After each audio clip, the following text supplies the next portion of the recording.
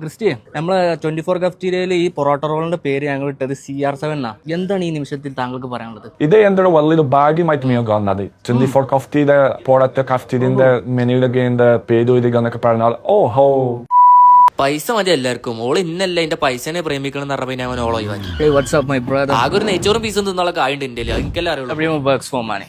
This is for you, my friend. നോ കള്ള പൂജായിൽ നിക്കട അവിടെ എന്നാ പിടിച്ചോ. അങ്ങനെ തന്നെ വേണം എനിക്ക് എവിടുന്ന് കിട്ടി ഇത്ര ധൈര്യം? അതും എന്റെ ബാഗ് ഇതാ ക്രിസ്ത്യാനോ ഇന്റർവ്യൂല് പറഞ്ഞ കാടല്ലേ?